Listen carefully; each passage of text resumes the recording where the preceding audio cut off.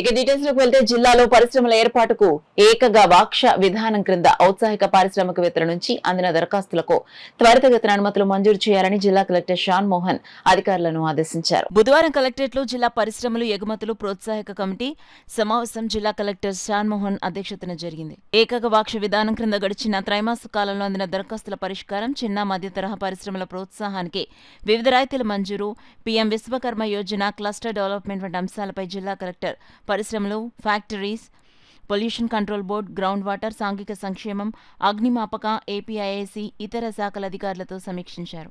ఈ సందర్భంగా జిల్లా కలెక్టర్ మాట్లాడుతూ జిల్లాలో గత త్రైమాస కాలంలో వివిధ పరిశ్రమల స్థాపనకు అనుమతులు కోరుతూ మొత్తం 196 దరఖాస్తులు అందగా ఏకగవాక్ష విధానంలో ఆయా శాఖల ద్వారా 177 పరిశ్రమలకు అనుమతులు మంజూరు చేశామని, 2 దరఖాస్తులను వివిధ కారణాల చేత తిరస్కరించామన్నారు. 17 దరఖాస్తులు వివిధ శాఖల వద్ద పరిశీలనలో ఉన్నాయని జిల్లా కలెక్టర్ తెలిపారు.